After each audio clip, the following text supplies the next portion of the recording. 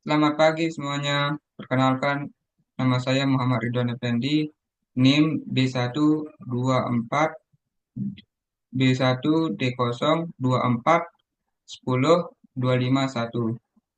Jurusan Peternakan Fakultas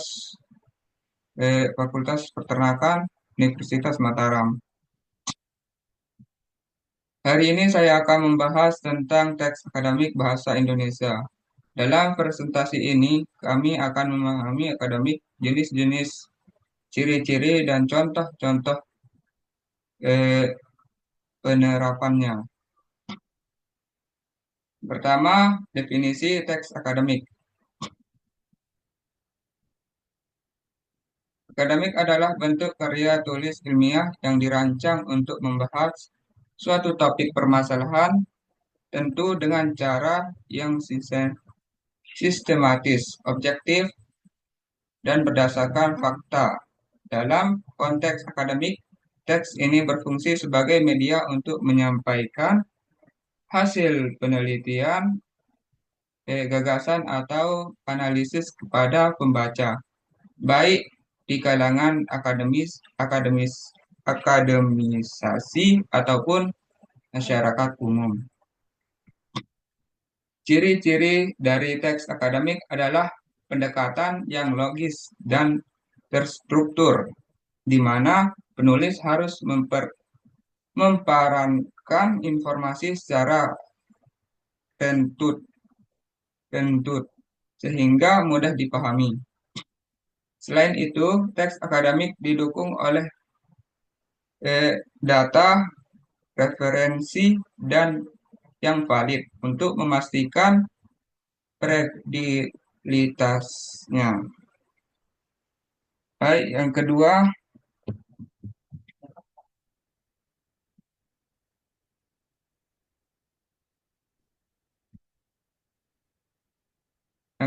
ada genre mikro teks akademik. Teks akademik genre mikro merupakan teks singkat dari ringkas, biasanya hanya terdiri dari satu atau dua paragraf. Genre mikro sering digunakan untuk menyampaikan informasi singkat dan padat. Lanjut, slide yang ketiga.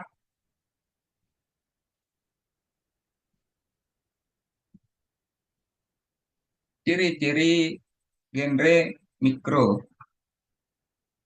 Genre mikro memiliki ciri-ciri khusus, antara lain singkatan dan padat, hanya berisi poin-poin penting tanpa tertele-tele.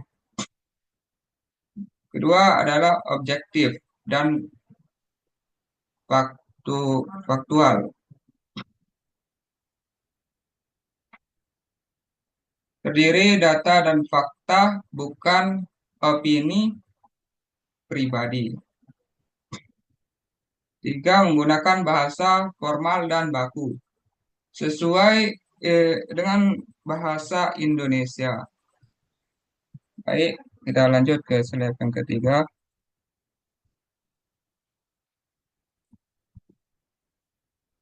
Yang keempat, jenis jenis genre mikro. Ada beberapa jenis teks akademik genre mikro. Ada abstrak, ringkasan ab- abstrak, abstrak, abstrak. Itu ringkasan singkat dari keseluruhan isi teks akademik. Yang kedua ada resume. Resume singkatan dari suatu karya tulis ilmiah seperti buku atau jurnal. Yang ketiga, sinop, sinopsis, ringkasan eh, singkat dari karya fiksi seperti novel atau film. Yang ketiga, esai, tulisan singkat yang membahas suatu topik secara mendalam. Baik, kita lanjut ke slide yang kelima.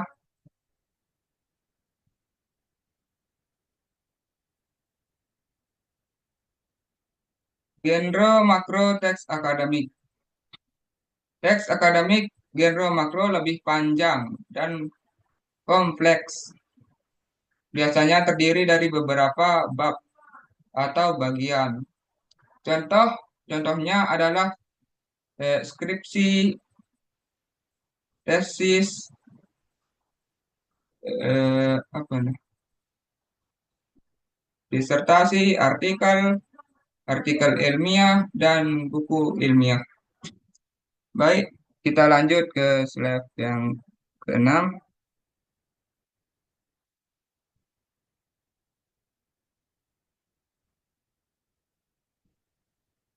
Ciri-ciri genre makro. Genre makro memiliki ciri-ciri yaitu struktur yang kompleks dengan beberapa bab yang saling berhubung. Eh, pembahas dan selanjutnya pembahasan mendalam dengan analisis dan interaksi detail. Yang ketiga, sistematika yang jelas untuk memudahkan pembicara.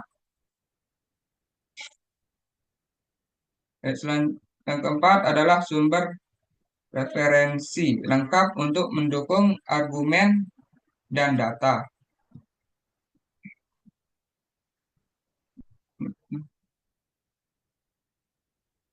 Yang ketujuh, contoh-contoh genre makro. Beberapa contoh genre makro adalah skripsi, yaitu karya tulis ilmiah mahasiswa tingkat terakhir. Eh, Selanjutnya ada tesis, yaitu karya ilmiah mahasiswa pasca sarjana atau S2. Terus yang ketiga ada disertasi atau karya tulis ilmiah mahasiswa doktoral. Yang keempat adalah artikel ilmiah, publikasi di jurnal ilmiah. Kesimpulan dan saran. Lanjut kita ke, ke slide apa?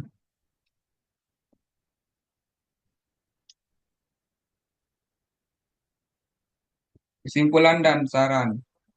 Berikut ini adalah kesimpulan dan saran dalam bentuk paragraf yang dirancang agar pembaca dapat berinteraksi dengan audiensinya. Sebagai kesimpulan, teks akademik adalah karya tulis ilmiah yang memiliki peran krusial dalam membangun ilmu pengetahuan, ya, dan menyusun teks akademik secara sistematis, objektif, dan berbasis fakta.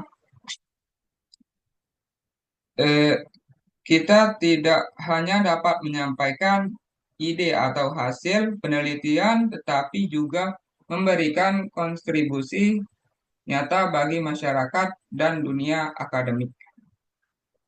Saran, mari kita bersama-sama memastikan bahwa teks akademik yang kita buat atau baca selalu disertakan pada sumber informasi yang meneliti dan dapat dipercaya.